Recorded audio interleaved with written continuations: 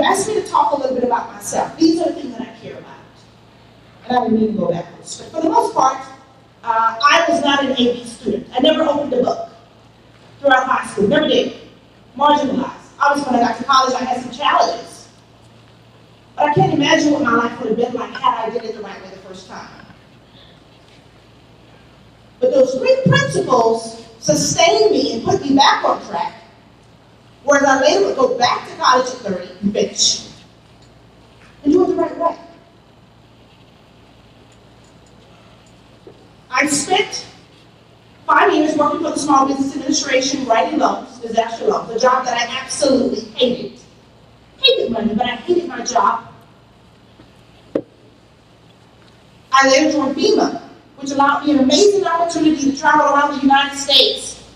I spent 2 years in New Orleans working for Hurricane Katrina, putting roads and infrastructure back together, putting people's lives back together. I would later go on to lead the External Affairs Division at the BP oil spill, Hurricane Sandy. When the Haiti earthquake occurred, I had the wonderful yet unfortunate responsibility of getting casualties back to the United States from Haiti.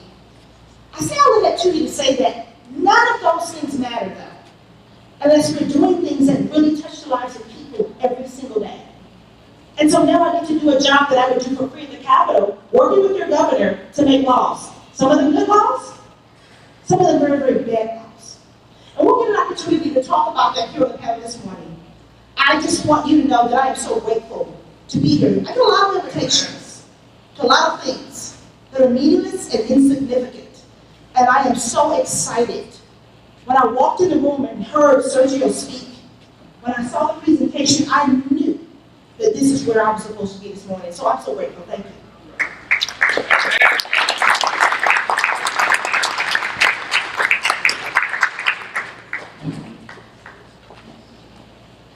Our next panelist is Mr. Jonathan Harris.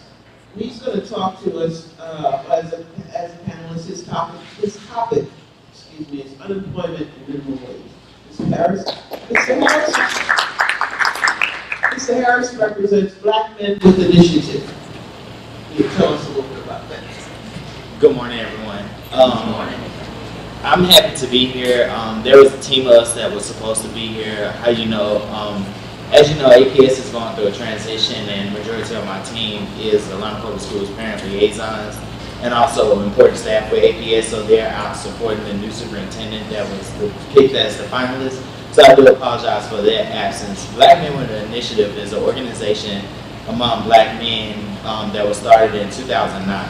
What we do is we go around to different colleges. We have a West Georgia chapter and we have a Fort Valley State chapter of young men that decided they wanted to encourage other young men like yourselves that are sitting in this room today. So what they do is they take a charge and they partnership with Boys and Girls Clubs in West Georgia and Fort Valley to mentor and to groom you and to prepare you for the college life. I stand as the COO of a national organization. It's been in effect for 2009.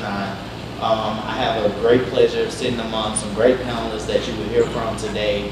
You just heard from State Representative Ms. Waits. I appreciate you for being here. I appreciate you, Ms. Perry, your presentation of some information that I did not know. And everyone that's out here today, we appreciate you for coming out. I'm going to cover for David Payne that was supposed to be here. I do apologize for his absence, but I will try to cover his topic as best as I know how. And there's no stupid questions, so please feel free to ask any questions that you need to ask me, and I look forward to being here today with you guys. Thank you. Thank you, John. And I just want to mention that it's not that his organization and those that are members that were going to be here are not here by choice.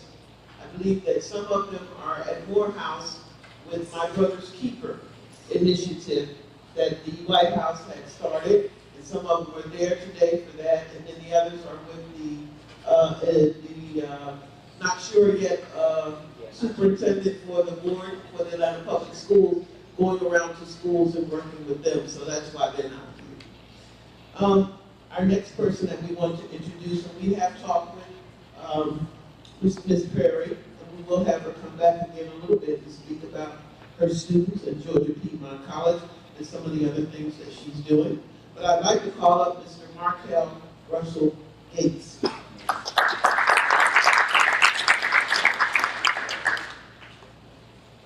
Good morning, everyone. Good morning.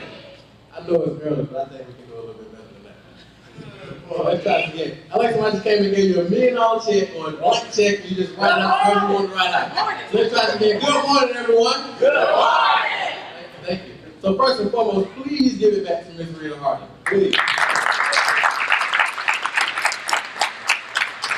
And I just love the name of the organization, Community Advocates in Action. Because a lot of people talk about it, right? But Ms. Harden actually is in action. So I love it, and I definitely would rather be nowhere else in the world right now but right here and sharing with you all.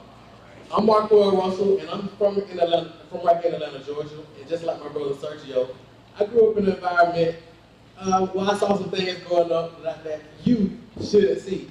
You know, so I kind of went down another route, started getting in trouble at a very young age, and dropped out of high school, getting in trouble, kind of just went that route.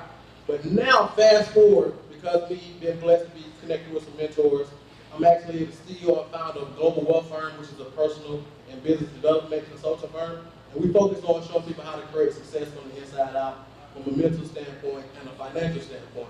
And we also have an organization called I Am Breaking the Cycle. Basically, people always think young black men, people told me when I was growing up, well, a young black man, at 25, you're either going to be dead or in jail. Anybody heard anything like that before? But the devil is a lie, right? Because I'm 29 now. I'm 29 and I'm standing here before you, so we know that's false. So my passion is sharing that with other people, talking about personal development, wealth creation, entrepreneurship, and that's what I'm going to be talking about here on the panel as well. So I'm excited to be here, and God bless you all. I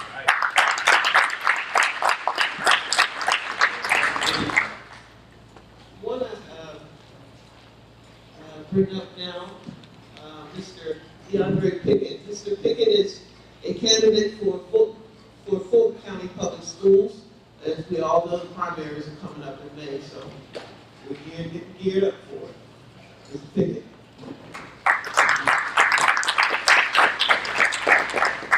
Good morning.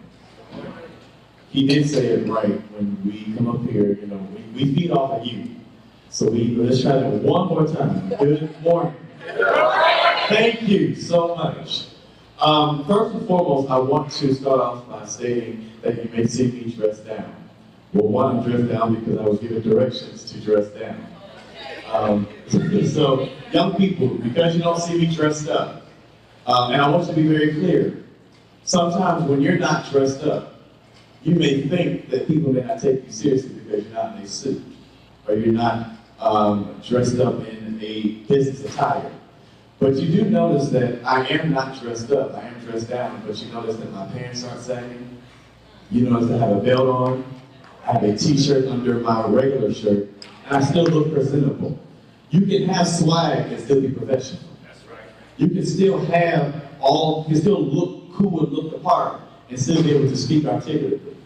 I can look swag and still understand that I have a bachelor's degree and a master's degree and a specialist degree and we'll have a doctorate May 23rd and still look the part. Okay. Now, one of my colleagues on the panel, we keep laughing about the fact that me and one of my colleagues keep showing the love to each other. There's something that one of my colleagues did say about herself that I want to make sure I let you all know. This is about Georgia Representative Keisha Waits. Keisha Waits is not someone who just talks. This is someone who has consistently walked and stood on the issue that people are scared to stand on. Amen. And those are the type of people that we need to stand up for us. You want to talk about standing your ground? I don't need a gun to stand my ground. I need someone with a mouthpiece who's going to stand for us and make sure we get the message. And Keisha has been doing that in whatever capacity she's been in, whatever position she's run for, whatever stage she's took, she's always kept the same thing. And I appreciate someone saying the same thing. We have a lot of people who, once they get in, they switch their stories. They forget what they ran on. They forget about the principles that they stood on when they ran. And that's actually the type of program I'm not trying to run. As Ms. Rita said, I am running for Fulton County Board of Education. I'm in a good position to be the youngest person ever elected to the Fulton County Board of Education and the youngest person right now to serve any type of elected office in South Fulton County.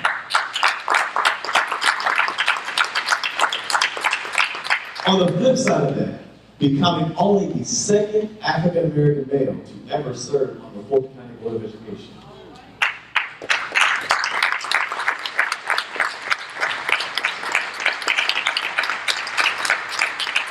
Let me tell you, I love that. But let me tell you my concern with that. African Americans weren't allowed to join the Board of Education until 1963. We make up at least 90% of South, 95% of South Fulton. We represent 78% of Fulton County. We have one person of color sitting in the Board of Education right now. We've had only 3 people of color to ever sit on a district that 95% of our people sit in the area. We have, no offense to my other side of my hand, colored people. That was a nice way of putting that. But you cannot tell me about me if you don't know me. You can't tell me about us if you don't understand the struggle that us had to go through. You cannot tell us about the educational system for the young black male if you are a young black male, a part of the system that denies you the rights that other people have. Come on, nigga. You cannot tell us that we are the next generation if you were told that you are nothing better than bagging groceries or being at a supermarket to be able to push someone's basket. You cannot tell me about the educational system when you had all the amenities to yourself. So what we're doing in Fulton County is we're doing what we call the I Am South Fulton campaign. We're getting people engaged and involved to let you know, take back your community. Let people know that we are doing great things in South Fulton. But we have to make sure that we let people know what's going on in our communities. So as we have these discussions, as they stated, please ask us the questions. Get us engaged, get us involved. We have more, I've heard and I've got more wisdom out of the individuals I've heard today than I have seen any other place ever in big conferences and functions. You have great people right here getting good information. So please ask the questions and please do not walk away here ignorant to things that we should know. But people are scared to give us the information too. So we look forward to speaking with you, and please ask those questions. Thank you so much for your time.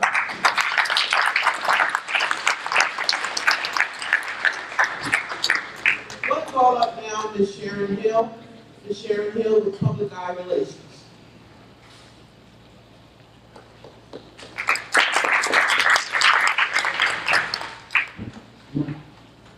Good afternoon. Good morning. Okay. Good morning, afternoon. Blessings to everyone, and championing your efforts. That's what we're here for. Encouraging your efforts and supporting your efforts. I am Sharon J. Hill. I am the owner of Public Eye Relations, Images and Issues. Connecting globally, that and all we can share. Information and education, for we are our brother's keepers. And before President Obama had that, I've been saying that on that tagline on my radio show, television show, for the past 6, 7, 8, 9, 10 years. So we're glad that everyone is caught up now and that you have always been doing the work. That's really what we're here for. What you see are workers. And you're workers, because you're here right now working. I pass out sheets because we don't stop working. No, that's not what time it is. Our time is now. Who knows what this year is? 2014, and what does it commemorate? An anniversary of something within this year. One of the most important events, the signing of the Civil Rights Act, July 7th, 1964. This is our year, 50 years. We right now need to declare and decree that in 2063, if we're still living, if our generations are still here, they will not be doing this, because there will be another fight. It's been fought before. Why are we fighting it again? But that's okay. Forget that question. We begin again this year. Are we with me? Yeah. Okay. So what we need to do is proclaim that this year, 2014, that we're going to vote like it's 1964. Amen. 1964. Let's see. You know that phrase, I'm sick and tired of being sick and tired? We say it all the time, don't we? I'm sick and tired of being sick and tired. Who knows where that came from? Thank you. I am from Canton, Mississippi, the city of life, as well, the home of the Canton Spirituals, but also Mississippi. My homegirl heroine, Fannie Lou Hamer, presented to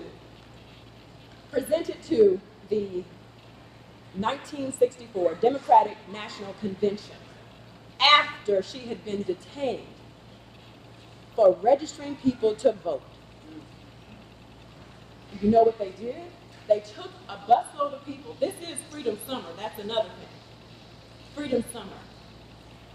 And that means, wait a minute, I need somebody else to tell me, what does it mean? Freedom Summer, the Freedom Riders. That's right, all the way through. Registering people to vote. So, as we finish this, there are things that I need you to note, because you recall what you write down, and begin that when you come to a workshop, seminar, whatever, have some little piece of paper, you know, the little notepads or whatever. That's why I passed out the paper, because there are things that you want to take and you want to give, because we are our sisters and brothers keepers, and that's how we do that, sharing it. So I'm going to actually be appealing to you for real action, and that means, what are you going to do?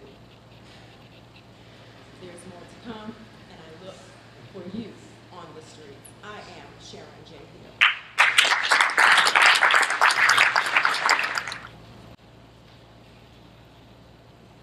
I want to start now with questions. As we've already heard, Ms. Hill will be covering the Affordable Care Act, the Medicaid expansion. Mr. Pickett will be talking about higher learning and education and financing. Ms. Perry will be talking about why you should not drop out of school or college. Mr. Markel Russell Gates will be talking about the idea of being able to be an entrepreneur, understanding the financial ins and outs of things. Mr. Jonathan Harris will be talking about unemployment and minimum wage, and Ms. Keisha Wade will cover the Stand Your Ground and a little bit about that gun control, I believe.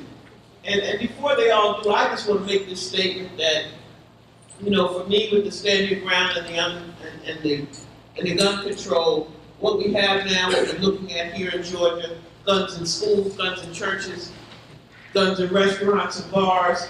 And as I said on my show, you know, it doesn't take much for someone, anyone, to say, well, why'd you shoot him? Well, and they say, well, you know, and this is in a bar. I drank too much. I was drunk, but I had enough. So they shot him. He looked like he was going to come after me.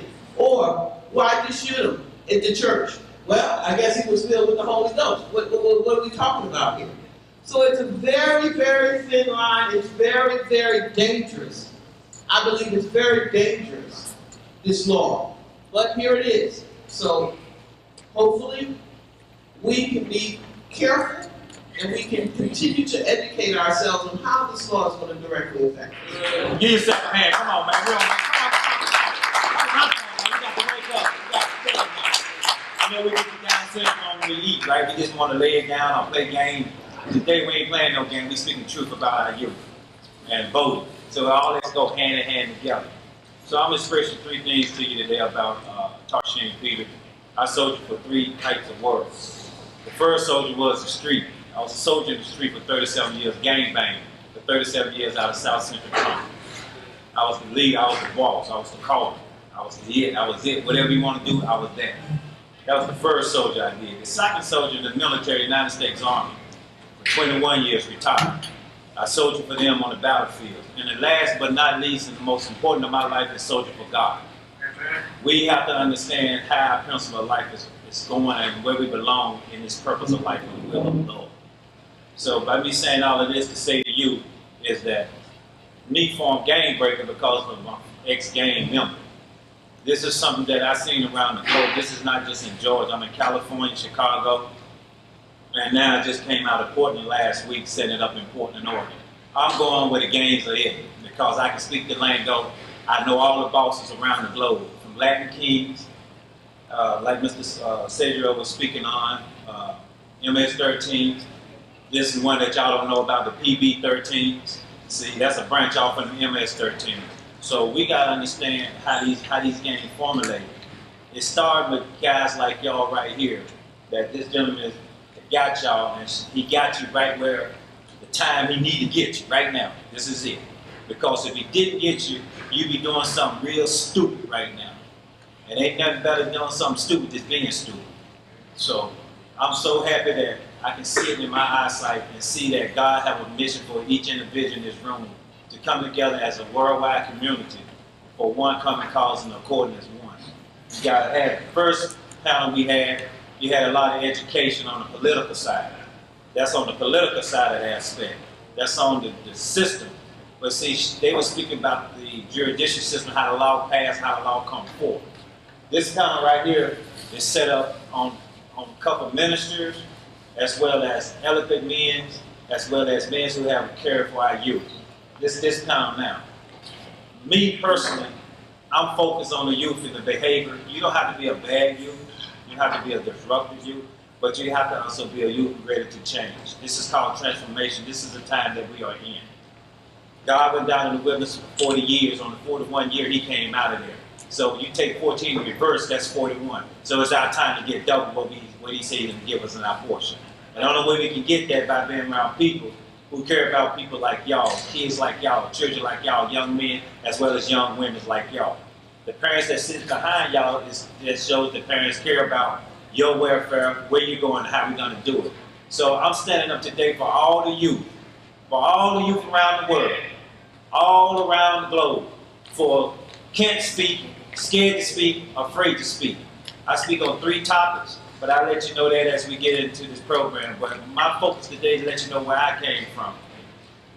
In 2007, I was shot dead 5 times in the streets. When you're dead, you ain't got no more passion, you ain't got no more thought, you ain't got nothing. But I'm gonna let you know today that when you're dead, man, all you leave behind is a lot of suffering people, worried people, concerned people, loved ones. All they can do is look at the picture.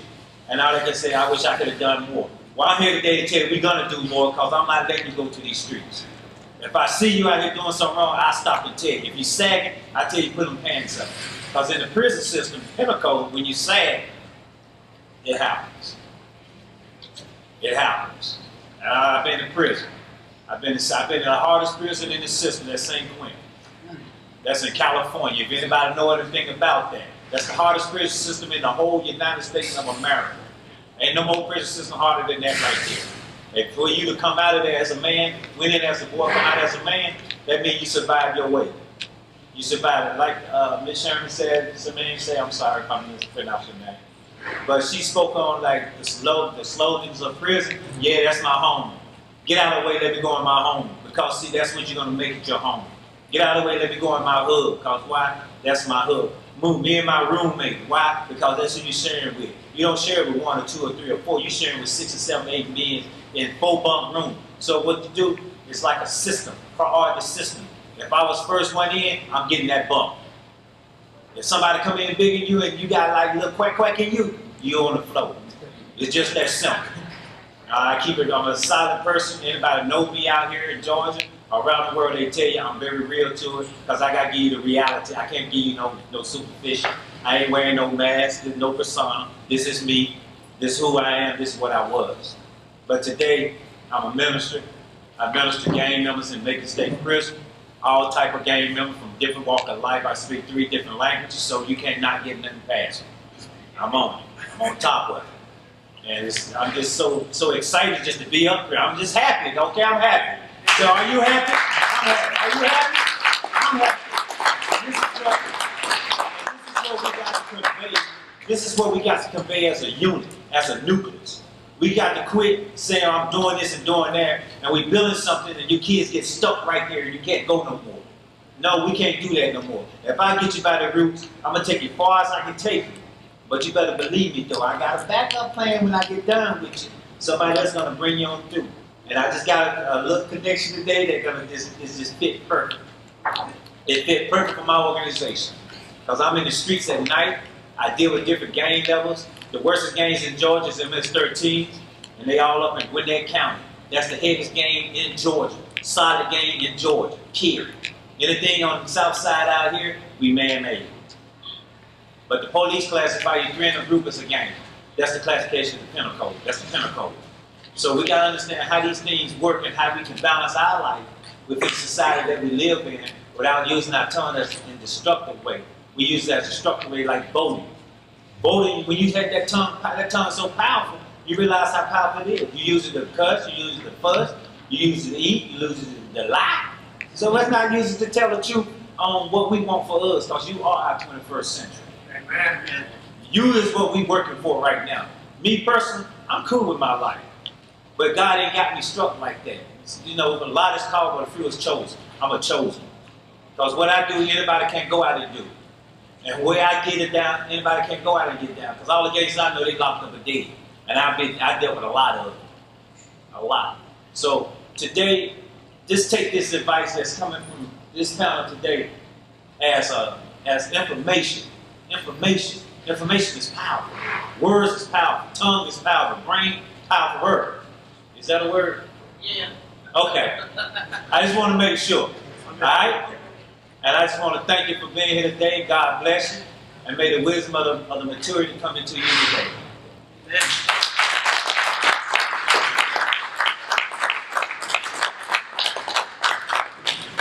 Thank you, Mr. Peters. Next we have release to union, Ms. Wilson.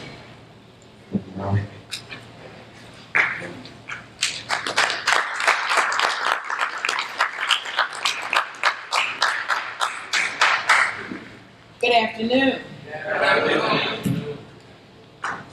Okay, shake that off. My name is Marginette Wilson. I am the co-founder and executive director of Release to Reunion. That's an organization created to assist single parents in transition as a result of homelessness, drug addiction, incarceration, and victims of domestic violence to become reunited with their children. I'm here to talk to you about youth parenting. I'm not an expert, I'm a parent. What comes from being a parent, most importantly, is love. I'm sure that many of you have heard the saying, it takes a village to raise a child. It really does take a village to raise a child. Let me share with you a story. When I was about 13, my father, we had us on a schedule. We had to get home from school by a certain time. And there were these group of girls that used to bully us. We'd be running across the bridge because we went to the school that was the farthest. And one day the girl stopped me and she said, "The baddest one knocked this dirt out of my hand." And I was tired of running. So I knocked the dirt into the girl's hand, into the girl's face. And the two of us were fighting right in the middle of this lady's rose bed. And by the time the fight was over, I was 30 minutes late from being home. So my father would call every day, and he talked to every one of us. There were 13 of us. He would talk to every one of us to make sure we were all in the house. Well, by the time I got my story together, and got home. As I made it home, the last lady was the old lady that sat across the street on the porch. My father knew when he put everybody on the phone, talked to everybody, he already heard the story. 3 or 4 times. They said I didn't get home. As a matter of fact, the ladies whose rose bushes I was fighting on knew my father. So I get my story together and I'm prepared. Yes, I'm prepared to tell a lie. My father would not give me that opportunity. When it was all said and done, he walked and took me over to the lady's house. I apologized. I had to apologize for tearing up her rose bushes, and she got my $5 allowance for a whole month. $5 a week was what we got. When I got to school the next day, my father showed up and told my homeroom class teacher I had to stand up and apologize to that young lady that I had that fight with. It takes a village to raise a child. And as a mother who loves her children dearly, I can say to you that when they're children, we tell them what to do. We teach them how to walk. We teach them how to go to the bathroom. But as they get older, they determine the heart. They start having thoughts of their own, feeling things of their own. And it's at that point in time that we as a parent have to become their best friend. We need to know at all times what's in the heart. What makes you cry? What makes you laugh? Why do you hurt? Who are your friends? By staying on top of that, we become a part of the most critical time in their lives. We have to learn as parents not to be in control, but to help regulate those thoughts in their mind. Because in today's society, we have to hold on to the fact that biblical principles are what has sustained African Americans since the beginning of time. We have to hold on to the fact that it says in the Bible, thou shalt not kill. It says honor your mother and your father. Those principles are what it takes to raise a child. And I say to each parent, and I say to each child, your parents love you. And there is no book written of how to raise a child. But know that what they say to you, they say it out of love. What they do because they love you. And every parent in this room, I know, wants more for their child than what they have themselves. So this is to the parent and to the child. It takes a village to raise a child.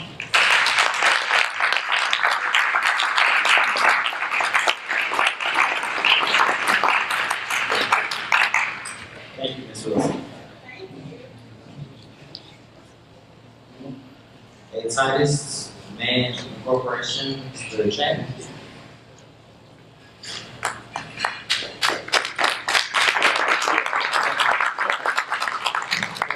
First of all, I want to thank Ms. Rita for putting on this event. Let's give her a round of applause. Also, I'd like to thank St. Philip's for allowing her to host this event for us. The young men, guys, I'm very excited just to walk in the door and see you guys at the table with your servanthood. That's where leadership begins, guys. My name is Scott. I'm with the Titus Man organization. We assist in growth and development of youth males, as Mr. Hall is doing as well. And it's a lot of different organizations out here, but there are very few that are actually putting in the work and doing the groundwork, which is being hands-on with these young men. We started back in '94, began the organization, working with different church organizations, community development things. A lot of the things that we do are directly connected and communicated with the communities. We do gardening and gardening events, different things to show the young men how to plant and grow their own food fruits and vegetables. We also do mentoring programs. We're basically out of the Gwinnett and DeKalb County area. So speaking on Tashin's information in reference to gangs that are involved, Gwinnett County is definitely the hardest area in reference to that. And so what we try to do is, again, be hands-on with these guys, give them an opportunity to not only be involved, but express themselves. Because it's important for them to speak out and say the things that they feel on the inside. So we do group sessions. The main focus, again, is building for the betterment of our communities, as well as the young men that we work with. If you guys have any questions or anything after the event, please feel free to stop by and see me. And before I leave you, I want to leave you guys with a little quote, so you can carry this with you in your mind thought. By Benjamin he made. Tell me and I forget. Teach me and I remember. Involve me and I learn. So guys, just keep that in mind. The more you get involved in things that you're actively doing, the more that you're going to remember and you're going to keep and you're going to learn from that. All right? Thank you, guys.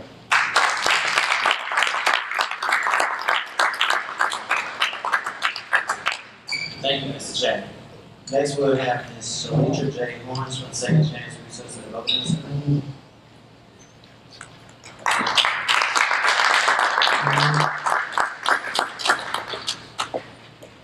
Thank you.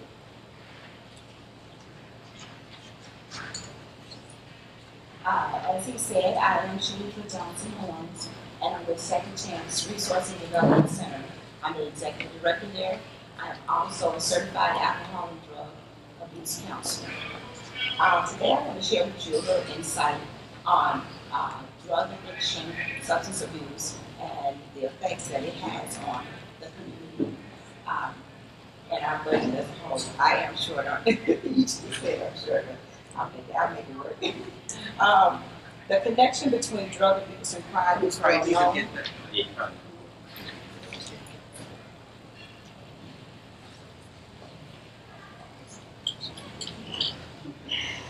The connection between drug abuse and crime is well known. Drug abuse is implicated in at least 3 types of drug-related offenses.